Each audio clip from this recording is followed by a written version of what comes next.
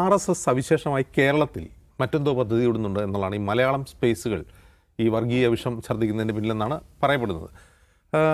ഒന്ന് നമ്മൾ ശ്രദ്ധിച്ചു നോക്കുന്നത്, ഞാൻ മുമ്പൂടെ ഔട്ട് ഓഫ് ഫോഴ്സിൽ പറഞ്ഞു, ഈ വർഷം വളരെ നിർണായകമാണ്. 2020 പോലെ പഞ്ചായത്ത് തെരഞ്ഞെടുപ്പ് നടക്കാൻ പോവാണ്.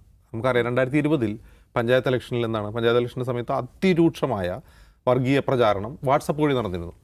അതിൻ്റെ വേറൊരു രൂപത്തിൽ ഇപ്പോൾ നടക്കുന്നുണ്ട്. വാട്സപ്പ് വഴി ഈ സംഘപരിവാറിൻ്റെ വാട്സപ്പ് ഗ്രൂപ്പുകൾ വഴി ധാരാളം ഹെയ്റ്റ് കണ്ടൻറ്റ്, ഫേക്ക് ന്യൂസുകൾ ഇങ്ങനെ പുഷ് ചെയ്തുകൊണ്ടേയിരിക്കുന്നുണ്ട്. എനിക്ക് ചിലതൊക്കെ എനിക്ക് ഫോർവേഡായിട്ട് കിട്ടാറുണ്ട്. നമ്മൾ കണ്ട് ചിരിക്കാമെന്നല്ല, പക്ഷേ അത് കണ്ട് വിശ്വസിക്കുന്ന ധാരാളം ആളുകളുണ്ട്.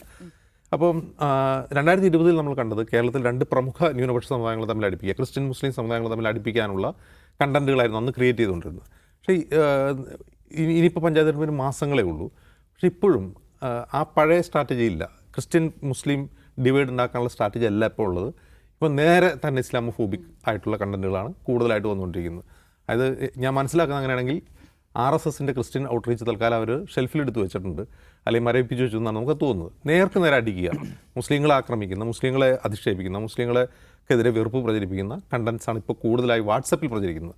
ഇപ്പോൾ ഈ ട്വിറ്ററിലേക്ക് നോക്കിക്കഴിഞ്ഞാൽ ഈ സ്പേസ് ഉപയോഗിക്കുന്നത്, ട്വിറ്ററിൻ്റെ യൂസേഴ്സ് കൂടുതലും നഗരവാസികളോ അല്ലെങ്കിൽ കുറേ കൂടി എഡ്യൂക്കേറ്റഡ് ആയിട്ടുള്ള ആളുകളോ അല്ലെങ്കിൽ അബ്രോഡൊക്കെ താമസിക്കുന്ന ഈ പ്രവാസികളായിട്ടുള്ള ആളുകളൊക്കെയാണ് കൂടുതലും ട്വിറ്റർ ഉപയോഗിക്കുന്നത്. അപ്പോൾ ഈ സ്പേസിലും ഇത് സംസാരിക്കുന്ന ആളുകൾ അങ്ങനെയുള്ള ആളുകൾ തന്നെയാണ്. ഇതിലിപ്പോൾ ഫേക്ക് ഐഡികൾ മാത്രമല്ല, അല്ലാത്ത ആളുകൾ ഇതിൽ വന്നിട്ട് വെറുപ്പ് പറയുന്നുണ്ട്. അപ്പോൾ ഞാൻ മനസ്സിലാക്കിയെടുത്തോളം BJPയുടെ IT സെൽ പോലെ തന്നെ RSSന് അവരുടെ പ്രൊപ്പഗൻഡയ്ക്ക് വേണ്ടി തന്നെ പ്രത്യേകമായി വിങ് സോഷ്യൽ മീഡിയയിലുണ്ട്. അപ്പോൾ അവർ ഡെയിലി ഡോസ് എന്നതുപോലെ എല്ലാ ദിവസവും വാട്സപ്പ് ഗ്രൂപ്പുകൾക്ക് വേണ്ടിയുള്ള കണ്ടന്റ് ഉണ്ടാക്കി പുഷ് ചെയ്തുകൊണ്ടിരിക്കുന്നുണ്ട്. അതുകൂടാതെ വേറൊരു സ്ട്രാറ്റജിയാണിത്. ഈ സ്പേസിൻ്റെ ഒരു പ്രത്യേകത എന്ന് വെച്ചാൽ സ്പേസിൽ ആ റൂമിനകത്ത് കയറി സംസാരിക്കുന്നവരെ കേൾക്കുന്നുള്ളൂ, പുറത്തേക്ക് പോകുന്നില്ല. അപ്പോൾ അത് സാധാരണ രീതിയിലുള്ള RSSൻ്റെ പ്രൊപ്പഗൻഡ പോലെയോ അല്ലെങ്കിൽ ഹെയ്റ്റ് സ്പീച്ച് പോലെയോ അതിനെ കാണാൻ പറ്റില്ല. അതിൽ വളരെ എഡ്യൂക്കേറ്റഡ് ആയിട്ടുള്ള കുറേ ആളുകൾ വന്നിരുന്ന് ആയുധമെടുക്കണം എന്ന് പരസ്പരം പറയുക, അതുപോലെ അവരുടെ പുസ്തകം കത്തിക്കണം എന്നൊക്കെ പറയുക. അപ്പോൾ അതിൻ്റെ ഒരു ലക്ഷ്യം എന്തായിരിക്കും അതിൻ്റെ ഉദ്ദേശം എന്ന് വെച്ചാൽ ആ റൂമുകളിലേക്ക് കൂടുതൽ ആളുകളെ കൊണ്ടുവരിക, അവരെ ഈ സാധനം ബ്രെയിൻ വാഷ് ചെയ്യിപ്പിക്കുക എന്നുള്ളതാണോ എന്നറിയില്ല. ഇനി അതല്ല, സമീപകാലത്ത് ഉണ്ടായിട്ടുള്ളൊരു പ്രശ്നം കേരളത്തിൽ RSSനകത്ത് ഒരു ഡിവൈഡുണ്ട്. ആ ഡിവൈഡ് എന്താണെന്ന് വെച്ചാൽ, നമ്മൾ ഛത്തീസ്ഗഡിലെ കന്യാസ്ത്രീകളുടെ അറസ്റ്റുമായി ബന്ധപ്പെട്ട് BJPക്കാർക്കിടയിൽ നടന്നൊരു സംവാദം ഓർക്കുന്നുണ്ടാവും. എന്തിനാണ് ഇവരെ ഇറക്കാൻ വേണ്ടി പോകുന്നത് ഓർക്കുന്നുണ്ടോ? അതായത് BJP നേതൃത്വം ഛത്തീസ്ഗഡിൽ അവരെ ഇറക്കാൻ വേണ്ടി പോകുമ്പോൾ അതിൻ്റെ ആവശ്യമുണ്ടോ എന്ന് വെച്ചാൽ TP സെൻകുമാർ മുതൽ ശശികല മുതൽ RSS നേതാക്കൾ മുതൽ ഫേസ്ബുക്കിൽ എഴുതി ഓർക്കുന്നുണ്ടാവും. അത് റിയൽ ഒരു ഇഷ്യൂ ആണ് RSSനകത്ത്. അതായത് BJPക്ക് വേണ്ടി RSS നടത്തിയിട്ടുള്ള ക്രിസ്ത്യൻ ഔട്ട്റീച്ച് അത് ശരിക്കും അവർ ബാക്ക് ഫെയർ ചെയ്യുന്നുണ്ട്. ആ ബാക്ക് ഫെയർ ചെയ്യുന്ന എവിടെയാണ്? നോർത്ത് ഇന്ത്യയിലാണ്. അതായത് ക്രിസ്ത്യാനികളെ കേരളത്തിൽ BJP സംരക്ഷിക്കുന്നു എന്നുള്ളൊരു പ്രതിച്ഛായ ഉണ്ടായിക്കഴിഞ്ഞാൽ അത് നോർത്ത് ഇന്ത്യയിൽ വലിയ തിരിച്ചടിയായി മാറും.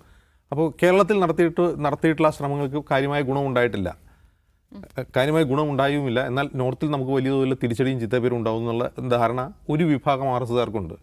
അപ്പോൾ അതുകൊണ്ട് തൽക്കാലം ഈ മുസ്ലിം ക്രിസ്ത്യൻ ഡിവൈഡ് എന്നുള്ള ആ പ്രൊപ്പഗൻഡ അജണ്ട മാറ്റിവെക്കുക, നേർക്ക് നേരെ അടിക്കുക എന്നുള്ള രീതിയിൽ തുടങ്ങിയിട്ടുള്ളതാണോ എന്ന് ന്യായമായും സംശയിക്കേണ്ടതുണ്ട്.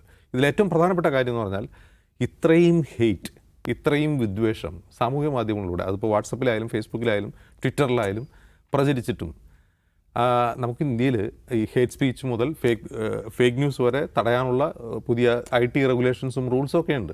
പക്ഷെ അതൊന്നും നടപ്പിലാക്കുന്നില്ല. മോദി സർക്കാർ നടപ്പിലാക്കുമെന്ന് നമുക്ക് വിചാരിക്കാനേ പാടില്ല. അത് നടപ്പാക്കുന്നില്ല എന്ന് മാത്രമല്ല, ഈ പ്ലാറ്റ്ഫോമുകൾ ഒരു തരത്തിലുള്ള റെഗുലേഷനും ഇതിന്മേൽ വയ്ക്കുന്നില്ല എന്നുള്ളതാണ്. നമുക്ക് എന്തും പറയാം, എന്ത് വിദ്വേഷം പറഞ്ഞാലും നമ്മൾ ദിവ്യയ്ക്ക് എന്തെങ്കിലും സംശയമുണ്ട്, ഈ ഫേസ്ബുക്കിലോ ട്വിറ്ററിലോ ഈ ഏതെങ്കിലും ഹെയ്റ്റ് കണ്ടന്റ് കാണുമ്പോൾ അത് പോയി റിപ്പോർട്ട് ചെയ്ത് നോക്കുക, ഒന്നിനെതിരെ നടപടി ഉണ്ടാവില്ല. അതായത് പച്ച വർഗീയത പറയുന്ന ഒരു കണ്ടന്റിൽ പോലും നമ്മൾ റിപ്പോർട്ട് ചെയ്താൽ പോലും അത് ഞങ്ങളുടെ കമ്മ്യൂണിറ്റി സ്റ്റാൻഡേർഡ്സ് ലംഘിക്കുന്നില്ല എന്നാണ് മറുപടിയാണ് കിട്ടുക. അതായത് ഇന്ത്യ എന്ന് പറയുന്നത് ഒരു വെറുപ്പ് തിന്ന് ജീവിക്കുന്ന ഒരു രാജ്യമായി മാറിക്കഴിഞ്ഞു. ഇനി കേരളത്തിലേക്ക് വന്നാൽ കേരളത്തിലെ സ്ഥിതി എന്താണ്? അതായത് ഈ വെറുപ്പ്, ഈ കേരളത്തിൽ പച്ച മലയാളത്തിൽ പ്രചരിപ്പിക്കപ്പെടുന്ന വെറുപ്പ് കേരളത്തിൽ BJP ഒഴികെയുള്ള എല്ലാ രാഷ്ട്രീയ പ്രസ്ഥാനങ്ങൾക്കും ഭീഷണിയാണ്. അത് CPMന് ഭീഷണിയാണ്, കോൺഗ്രസിന് ഭീഷണിയാണ്, നമ്മുടെ നാട്ടിലെ മതസൗഹാർദ്ദത്തിന് ഭീഷണിയാണ്, നമ്മുടെ ഒരു എക്സിസ്റ്റൻസിന് ഭീഷണിയാണ്, നമ്മുടെ ഒരു സാമ്പത്തിക സാമൂഹിക ജീവിതത്തിനെല്ലാം ഭീഷണിയാണ്. എന്നിരിക്കെ എന്ത് കാരണം കൊണ്ടാണ് ഇപ്പോൾ ഭരിക്കുന്നത് CPM ആണ്. CPM ഭരിക്കുമ്പോൾ അത് CPM തന്നെ വലിയ ഭീഷണിയാണ് ഈ വെറുപ്പ് പതഞ്ഞു വരുന്നത്. കാരണം CPM എന്നൊരു പാർട്ടി ഒരു സെക്യുലർ പാർട്ടി, ഒരു കമ്മ്യൂണിസ്റ്റ് പാർട്ടിയാണ്. അതിൽ നാനാജാതി വിഭാഗങ്ങളിൽപ്പെട്ട മനുഷ്യർ പ്രവർത്തിക്കുകയാണ്. അവർക്കിടയിൽ പോലും വിദ്വേഷം ഉണ്ടാക്കുന്ന ഈ വെറുപ്പിൻ്റെ ഒരു പ്രശ്നം എന്താണെന്ന് വെച്ചാൽ, ഇപ്പോൾ ഒരു പാർട്ടിക്കകത്ത് തന്നെ ആ പാർട്ടി അണികൾക്കിടയിൽ തന്നെ, പാർട്ടി അനുഭാവികൾക്കിടയിൽ തന്നെ ഡിവൈഡ് ഉണ്ടാക്കുന്നതാണ്. ഏറ്റവും നല്ലൊരു ഉദാഹരണം പറയാം. കഴിഞ്ഞ ദിവസം ഏതോ വിഷയവുമായിട്ടുള്ള ചർച്ചകൾക്കിടയിൽ CPM അനുഭാവികളായ കുറേ പേർ തമ്മിലുണ്ടാകുന്ന ഒരു ഡിബേറ്റ് എൻ്റെ ശ്രദ്ധയിൽപ്പെട്ടു. അതിൽ ഒരു മുതിർന്ന മാധ്യമപ്രവർത്തകയായ CPM അനുഭാവിയായ ഒരു മാധ്യമപ്രവർത്തക മറ്റൊരു CPM സൈബർ പോരാളിയെ വിളിക്കുന്നത് അവൻ കാസക്കാരനാണെന്നാണ്.